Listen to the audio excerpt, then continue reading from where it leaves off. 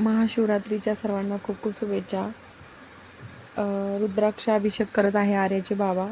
तर रुद्राक्षाची माळ पण आहे आणि एक 5 रुद्राक्ष 5 मुखी. तर जे आहे सगळ्यांना धारण करायचे होते, तर त्यांनी अभिषेक केला जसं गुरुजी सांगतील तसा तसा. तर आपल्याकडं घरात पण जे रुद्राक्ष आणलेले असतात आपण नेहमी करता, तर त्याचा आपण शिवरात्रीला जी महिन्याची शिवरात्री येते तेव्हा किंवा असं पण मोठ्या शिवरात्रीला अभिषेक करायलाच पाहिजे असं म्हणतात, की एकदा उजळून घ्यायला पाहिजे. अभिषेक झाल्याच्या नंतर महादेवांच्या पिंडीला स्पर्श करून आणायचे आणि नंतर धारण करायचे. प्रत्येक वेळेस आपण शुद्धीकरण होतं असं म्हणतात. तर आम्ही पण छान अभिषेक केला त्यांनी, जसं जसं सांगतील गुरुजी मोबाईलमध्येच बघून. आणि अभिषेक झाल्याच्या नंतर छान त्याला धुवून घेतलं. अगोदर 3 दिवस तुपात ठेवलेलं होतं हे सगळं, रुद्राक्षाची माळ पण आणि हे पण रुद्राक्ष पण. तर पंचामृत बनवलं मी छान, दूध, दही, मिश्री, चंदन वगैरे सगळं मध हे टाकून पंचामृत केलं. आणि पंचामृतांनी आणि नंतर गंगाजल, मी शिप्रा मातेचं तिथून गंगाजल पण आणलं होतं, त्या गंगाजलनी वगैरे अभिषेक केला.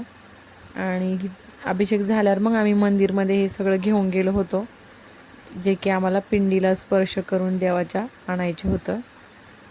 महादेवांच्या मंदिरात घेऊन गेलेलो आम्ही.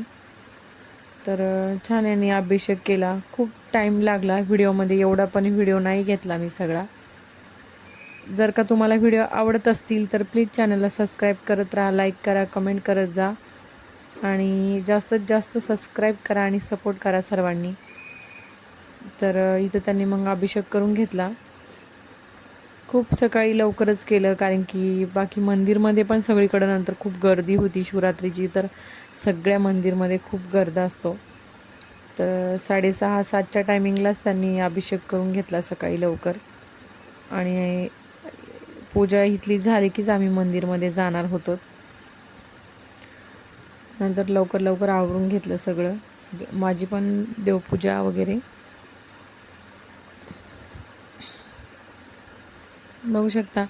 आणि नंतर याच्यातून काढले आणि छान गंगाजलनी त्याला साफ पाण्याने धुवून घेतले. आता कसं सगळं दुधाचं वगैरे, दही, दूध, तूपचं हे झालं होतं ना, ते तुपात ठेवले होते.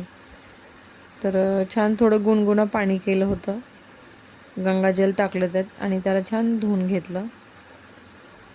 ते हातात घेऊन मंत्र वगैरे बोलायचे होते त्यांनी. अगोदर ते मंत्र वगैरे जसं सांगत होते मोबाईलमध्ये तसं तसं त्यांनी केलं. बघू शकता तुम्ही.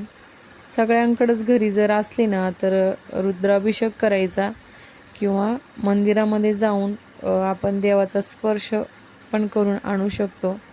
अभिषेक केलेला तर चांगला, गुरुजीच्या हाताने पण करू शकतो किंवा आपण घरी पण करू शकतो आपल्या हाताने पण.